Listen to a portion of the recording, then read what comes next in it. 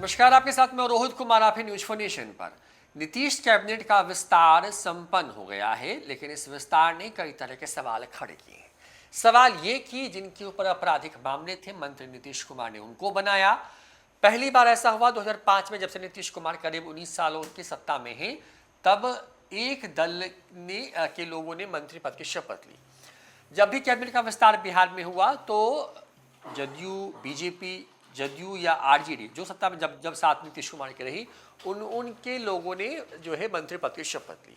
लेकिन इस बार सिर्फ और सिर्फ बीजेपी के लोगों ने शपथ ली, और उसमें भी जिन लोगों ने शपथ ली उनके बारे में हम आपको बताएंगे। दरअसल कि वो किस जाति से हैं और वो कितने पैसे वाले हैं और उनके ऊपर कौन कौन से या कितने मामले दर्ज हैं, इस पर हम इस वीडियो में विस्तार से बात करेंगे। देखिए, हुआ यूं कि प्रधानमंत्री नरेंद्र मोदी जो है भागलपुर पहुंचते हैं, नीतीश कुमार उनके मंच पर होते हैं। ये पूरी कहानी जो है वो बीते सोमवार की होती है। उसके बाद जो है मंगलवार को बिहार कि मुख्यमंत्री नीतीश कुमार महामहिम राष्ट्रपति द्रौपदी मुर्मू के साथ पटना में पीएमसीएच के 100 साल पूरे होने के कार्यक्रम में शामिल होते हैं। उसके बाद अचानक से जेपी नड्डा के साथ मुलाकात की तस्वीरें सामने आती हैं, और उस मुलाकात की तस्वीरों के कुछ ही घंटों के बाद बिहार में दनादन तमाम चीज़ें बदलती हैं। कुछ कुछ वैसा ही हुआ जो 2017 में हुआ था या 2022 में हुआ, तब जब नीतीश कुमार ने पलटी मारी। बताएं आपको कि जब जेपी नड्डा मिल गए, उसके तुरंत बाद बीजेपी के जो प्रदेश के अध्यक्ष और सरकार में मंत्री थे दिलीप जायसवाल, उनका अचानक से इस्तीफा होता है।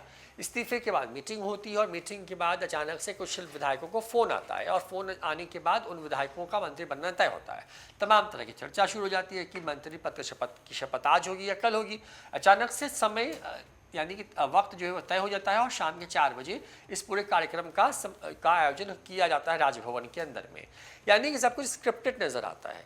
बीजेपी पहली बार थी जब उसके और सिर्फ उसके विधायकों ने मंत्री पद की शपथ ली। संजय सरावगी से लेकर तमाम बड़े जो चेहरे हैं जो अलग अलग जातियों से आते हैं, उनको साधने की कोशिश हुई। अब क्योंकि शपथ ग्रहण पूरा हो चुका है और मंत्रियों के मंत्रिमंडल विस्तार का इंतजार हो रहा है कि उनको विस्तार के बाद उनको कौन कौन से विभाग दिए जाएंगे, उसका इंतजार हो रहा है। तो आपको बता दें कि सभी भाजपा कोटे से मंत्री बनाए गए। तो इसमें दरभंगा जिले से 2 को जगह मिली, इसी तरीके से तिरहुत प्रमंडल से 2 मंत्री बनाए गए। इसके अलावा पटना, पूर्णिया और सारण प्रमंडल से एक मंत्री को नीतीश कैबिनेट में जगह मिल गई है। अब जिन 7 चेहरों को नीतीश कैबिनेट में जगह मिली है, उनमें से अररिया जिले की सकटी विधानसभा सीट से विधायक विजय कुमार मंडल, दरभंगा जिले की जाले सीट से विधायक जीवेश मिश्रा, दरभंगा जिले की ही दरभंगा सीट से विधायक संजय सरावगी, सीतामढ़ी जिले की रीगा सीट से विधायक मोतीलाल प्रसाद, मुजफ्फरपुर जिले की साहेबगंज सीट से विधायक राजू कुमार सिंह, नालंदा जिले की बिहार शरीफ सीट से विधायक डॉक्टर सुनील कुमार, और सारण जिले की अमनौर सीट से विधायक कृष्ण कुमार मंटू शामिल हैं। इन 7 मंत्रियों ने बुधवार को शपथ ली। उसके जरिए भाजपा ने सभी जातियों को साधने की कोशिश की है। इन मंत्रियों में एक राजपूत, एक भूमिहार, एक कुर्मी, एक केवट, एक कुशवाहा, एक तेली और मारवाड़ी समाज से आते हैं या वैश्य समाज से आते हैं। मंत्री बनाए गए विधायकों में कुर्मी जाति से कृष्ण कुमार मंटू, केवट जाति के विजय मंडल, राजपूत जाति के राजू सिंह, भूमिहार जाति के जीवेश मिश्रा, कुशवाहा जाति के सुनील कुमार, तेली जाति के मोतीलाल प्रसाद और मारवाड़ी समाज से संजय सरावगी शामिल होते हैं। ऐसी अटकलें थी कि भाजपा राजद के परंपरागत यादव वोट बैंक में सेध लगाने के लिए यादव जाति से किसी विधायक या विधान पार्षद को मंत्रिमंडल में शामिल कर सकती है। नाम तो जो था वो नवल किशोर यादव का भी उठ रहा था कि उनको मंत्री बनाया जा सकता है, लेकिन ऐसा हुआ नहीं। इस विस्तार में पार्टी ने अग्रणी जातियों से के 3 नेताओं को मौका दिया, वहीं 4 पिछड़ जाति के नेताओं को मौका दिया गया। 7 नए मंत्रियों में 2 कृष्ण कुमार मंटू और विजय कुमार मंडल 10वीं पास है। इनके इसी तरह मोतीलाल प्रसाद 12वीं पास है। डॉक्टर सुनील कुमार के पास MBBS की डिग्री है।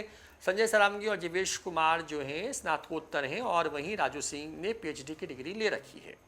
अब राजू सिंह के बारे में बताते हैं आपको थोड़ा विस्तार से। तो देखिए, भाजपा से के हैं, विधायक हैं साहेबगंज से।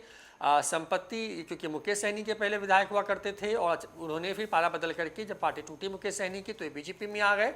और संपत्ति इनके पास करीब जो घोषित संपत्ति है वो करीब 9 करोड़ 15 लाख है। शिक्षा में PhD है, पेशा राजनीति है, और इनके ऊपर 10 मामले दर्ज हैं। अब बात करते हैं डॉक्टर सुनील कुमार की। भाजपा के ये भी हैं, विधायक हैं बिहार शरीफ से। संपत्ति इनके पास 11.35 करोड़ रुपए है। शिक्षा में ये MBBS है, पेशा इनका व्यवसाय है और केस इनके ऊपर 7 दर्ज है। मोतीलाल प्रसाद भाजपा के हैं, विधायक रीगा से हैं। संपत्ति 1 करोड़ 10 लाख है। शिक्षा 10वीं पास है, पेशा समाज सेवा है और इनके ऊपर भी 1-2 नहीं कुल 4 मामले दर्ज हैं। अब कृष्ण कुमार मंटू की बात करें तो ये अमनौर के विधायक हैं। संपत्ति इनके पास 7.25 करोड़ करीब है। शिक्षा में ये दोनों 10वीं पास कर रखी है। पेशा इनका सिर्फ राजनीति है और केस इनके पास इन पर 9 दर्ज है। जीवेश कुमार की बात करें तो इनके पास करीब 3.5 करोड़ से ज़्यादा की संपत्ति है। डिग्री में स्नातकोत्तर हैं। विधायक जाले से आते हैं। ये पेशा कृषि और समाज सेवा है और इनके ऊपर भी 5 FIR दर्ज हैं। विधायक विजय कुमार जो हैं वो भाजपा के विधायक हैं, सिकटी से। संपत्ति करीब 1 करोड़ से थोड़ी सी ज़्यादा है। शिक्षा 10वीं पास है। पेशा इनका किसानी है और केस इनके ऊपर एक है, हालांकि विधायक हैं यानी राजनीति में भी हैं। अब संजय सरावगी की बात करें तो ये दरभंगा सीट से विधायक हैं। संपत्ति इनकी जो है 5.29 यानी कि 5 करोड़ 29 लाख है। शिक्षा में स्नातकोत्तर है। पेशा राजनीतिक और समाज सेवा है। इनके ऊपर भी कुल 4 केस दर्ज हैं। बता दें आपको कि 243 सदस्यों वाली विधानसभा में कुल 36 मंत्री बनाए जा सकते हैं। इस विस्तार से पहले नीतीश कैबिनेट में मुख्यमंत्री नीतीश कुमार समेत कुल 30 मंत्री थे। बुधवार को भाजपा कोटे के दिलीप जायसवाल ने मंत्री पद से जो इस्तीफा दिया, उसके बाद उनकी संख्या घटकर के 29 हो गई।